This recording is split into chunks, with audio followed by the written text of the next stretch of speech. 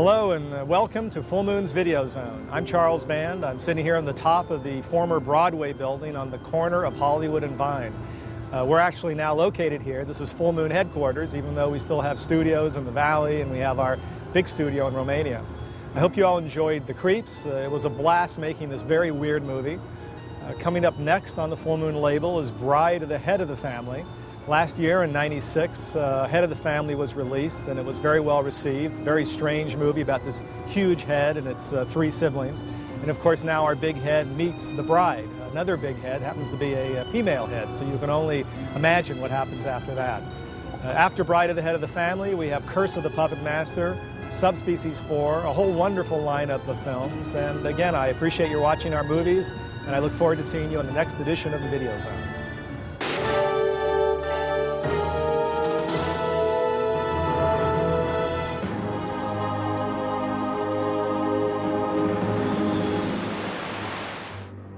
Enter the rare books annex of Full Moon's Library of Horrors.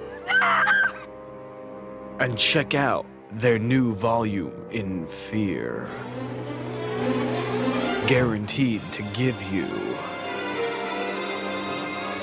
the creeps. Asher?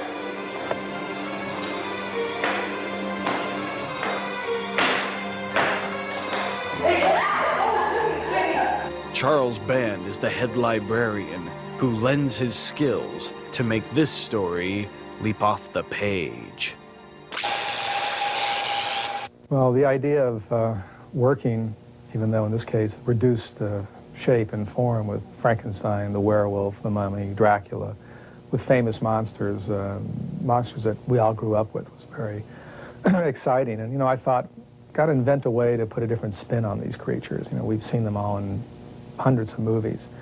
And I'm not exactly sure how it came to me, but at some point I figured, well, this would be sort of an amusing way to go, to find a way to bring these four characters back to life, but through some, you know, mishap in the machinery, they come back as 3 or 3.5 foot tall guys.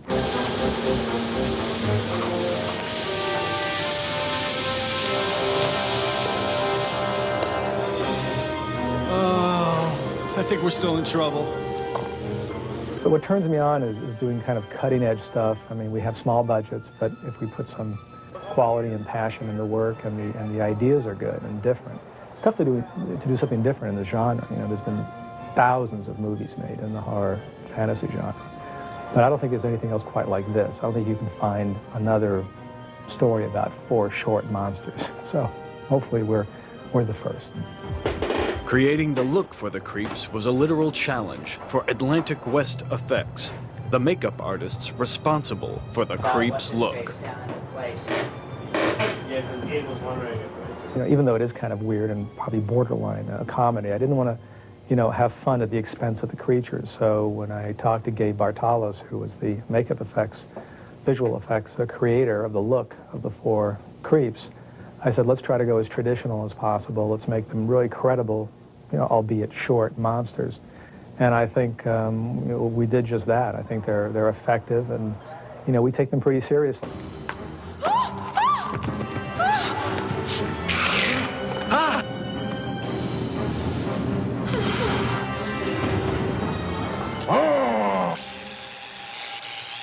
We are, in every aspect of the word, the real McCoy. We are the real I Am Dracula. And it's, I know for the audience that it would probably be something that would have kind of a funny tone to it. But as far as I'm concerned, I'm playing the part as serious as possible. I mean, being a little person, I would never ever, as an actor, ever get to play a part of Dracula. I would never ever get that that opportunity, and we're doing it here, and I think it's coming out really, really well. I just happened to be, they happened to be just walking down the street. They said, hey, you, get in here. And before I knew it, I looked in the mirror. This is what happened. I mean, and no, actually, you tried out for it, kind of went, wonder what the guys who tried out and didn't get it did. I don't know. Maybe they... I don't know. I love getting in these kind of situations, actually, because in my other movies and stuff, I became really close friends with my makeup people, and because they are there 24 hours with you. I mean, as long as you're there, they got to be there, and you become friends and get to talk to them and stuff. And this is another really good group of people. You know, they're very, very nice because they've been through it all, and they know the long hours, and they can. What's fun about them, or what's good about them, is they can understand the problems that you're having. You're like, I know, you know, most of them have been in it too, and you know, they can relate to your, like, I know it's hotter than heck or whatever, and let me do this for you. So, and it gets very fun. It's very cool. Again, the problem with a short schedule is you discover something sometimes 7 days into your schedule, and you think, God, this is a great gag. Let's have the Wolfman drooling all the time. And then you start doing it, and 3 days later, the pictures are wrapped. You know, on a bigger schedule, you work things out, and you can capture that for the whole movie. I wish I had come up with that idea a little earlier, but still, when it happened the first time, I think what it is, we gave the werewolf a cup of water, and I said, you know, before a take, just drool a little bit, just have a little trickle coming down, just to make him growl. I put the water in my mouth and have to sit there until it's my shot. And sometimes when a line's messed up or a cut, I'll be having this water in my mouth for like 5 minutes or something, and then all of a sudden it doubles because of my own spit coming into it.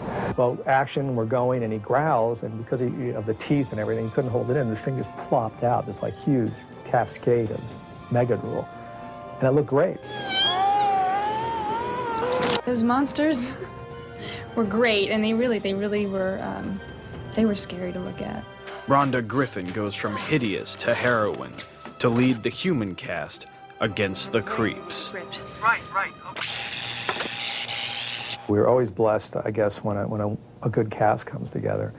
And it's essential because, you know, if the ensemble group isn't really good, you know, all the other work doesn't make a lot of sense. You know, you can look at a lot of B movies that are made quickly, and I think one thing they have in common is more times than not, the acting's bad, you know. The effects may be good, the story may be interesting, but there's like real bad acting, which I think for the most part you're not going to find in recent Full Moon films. So, I mean, talking about the cast, they're all wonderful. You know, each one I think did a wonderful job. I was real happy with Rhonda. I think she, as the heroine of the film, the star of the show, was went against character, you know, and you know, I thought she was really super talented and very credible and kind of, you know, more of kind of an average person you would know as opposed to like a Hollywood star type. It just seemed like a fun adventure that she goes on. She's sort of like this quiet, reserved librarian, and then she turns into this tough character who gets to run and fight and to be a part of this ride with these monsters. They're horror B movies, you know, and there's definitely a following for them, and I never thought my career would go in this direction, but I'm having a blast.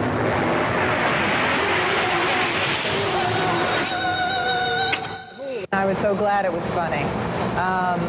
You know, it knows what it is, kind of thing, and the characters, of course, don't realize it's funny, but the audience is in on the joke, and we get to do something a little more stylized versus, you know, just your typical horror film genre, you know.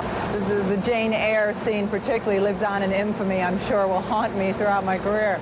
The scene with the book of Jane Eyre, I think, is unique. I mean, it's always nice to capture something on film you have never seen before, and I think that's one of those moments. You can't point to other movies where anyone makes love to a book.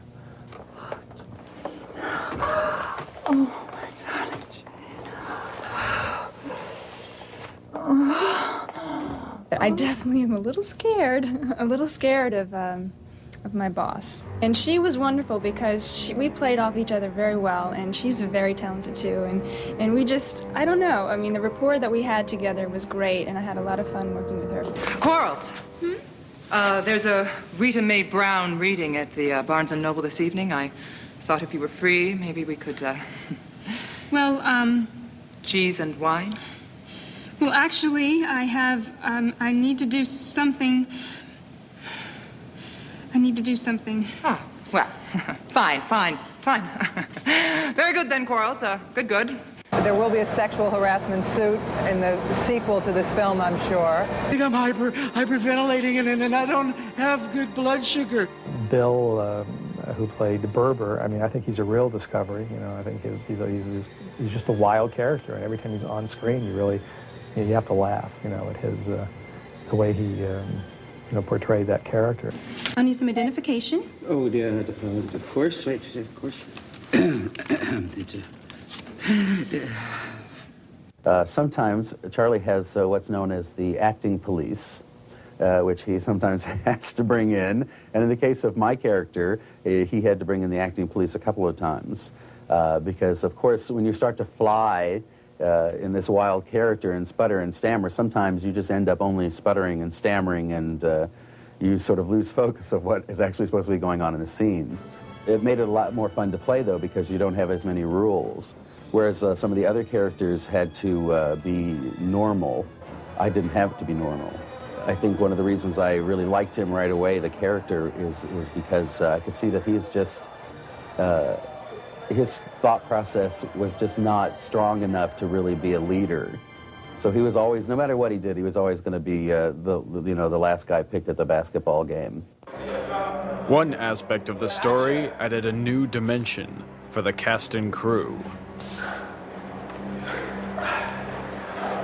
The 3D challenge was doing something that would be effective in 3D, knowing, of course, that only a small percentage of the people seeing this movie will ever see it in 3D until maybe the year 2000 plus, in which case maybe it'll all be 3D on TV. But still trying to come up with some good 3D tricks. So it was definitely a challenge, a lot more difficult than shooting a straight, movie on 35. The thing that was different than shooting regular film that I found was we had to do a lot of master shots, and that they were the most important. We had to do a lot of master shots, so there wasn't that many close-ups.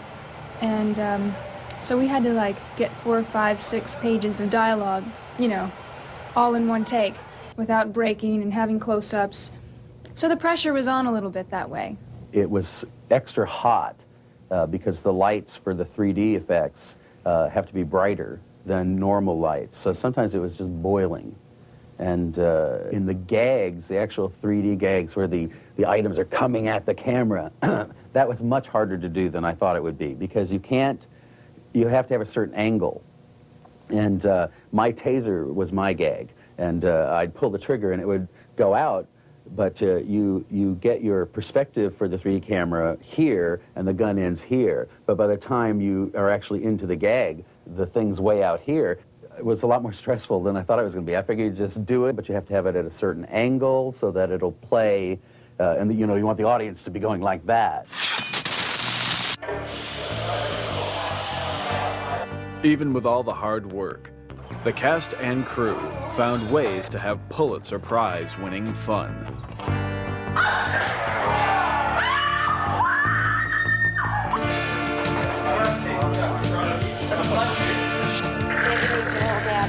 I've got snot dripping down my nose into my mouth. You can't tell this, but I can taste it.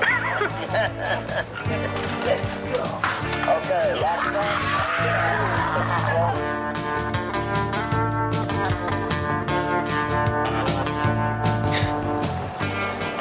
You're here communicating with headquarters. Sure, all is well. I have a great scream, as you guys probably already know. Thank you. I think that Lucy Lawless will really feel threatened. Get a couple more of these bad boys in me and you'll see a Dracula that'll tear you off. Well, I certainly would like to see them all come back out of the void. I'd like to see Berber come out a little thinner, though. I'd like him to have lost 50 pounds while he's in the void.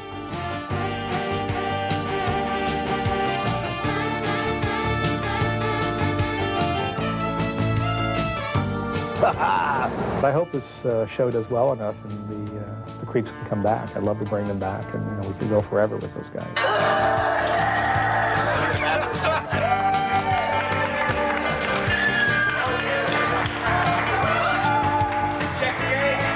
Hey, baby, here's to you.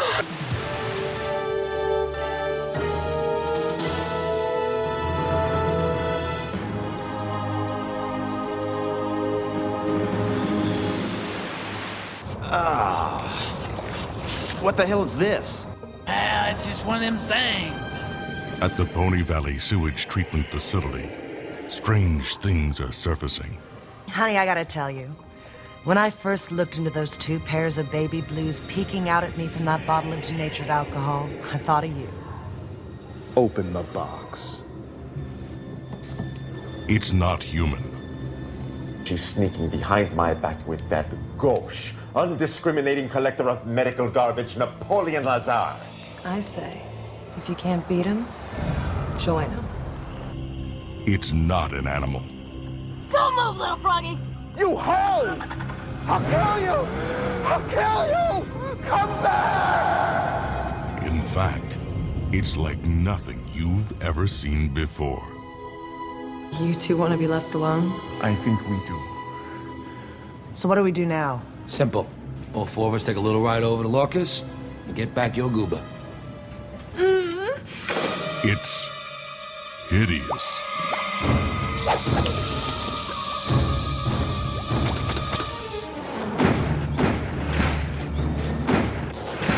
No one is leaving here until my specimens are returned.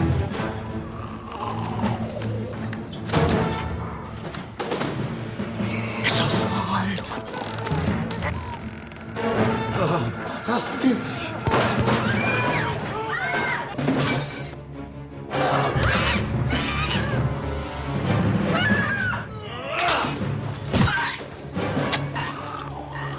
Deformed. I want my specimen back! Devious. Depraved. Hideous.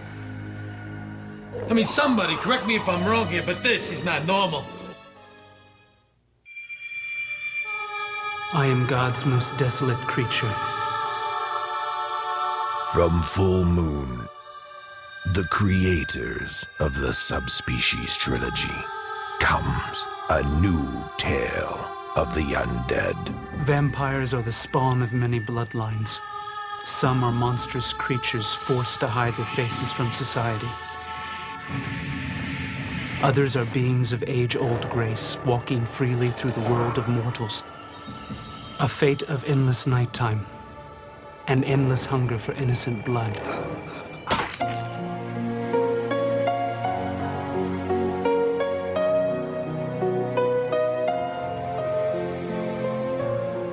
She has the gift.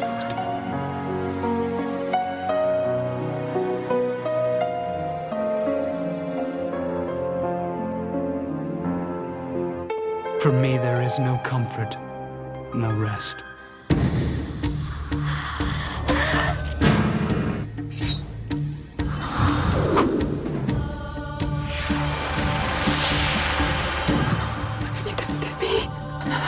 I've initiated you into the mysteries.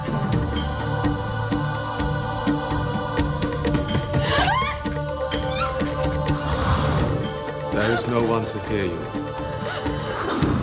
No hope of rescue. No possibility of escape. You're becoming reckless, Ash. You're jeopardizing everything. A vampire slayer. Frightened, Master. You are no match for me. Keep moving.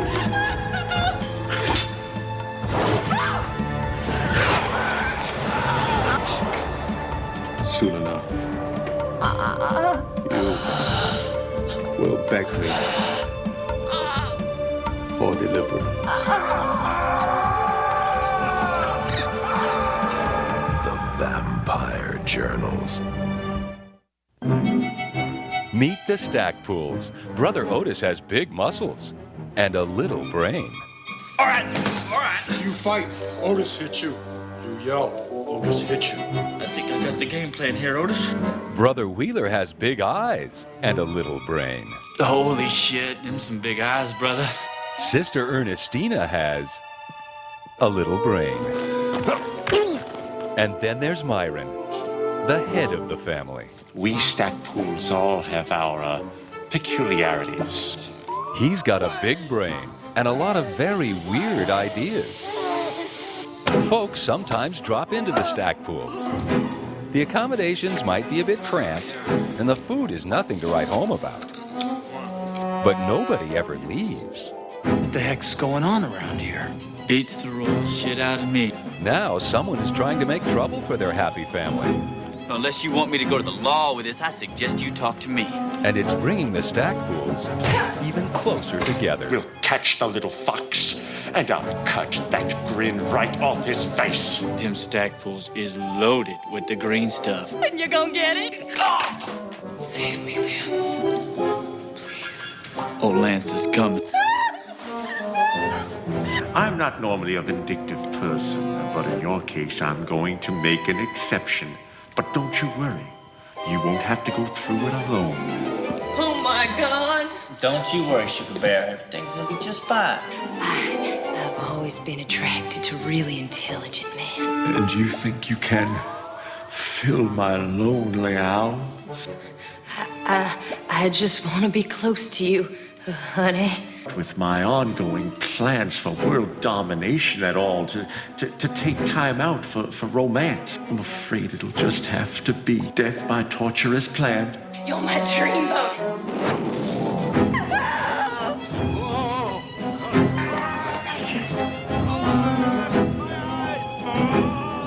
The stack pools are going to have to move soon, and they may be heading your way. Head of the family.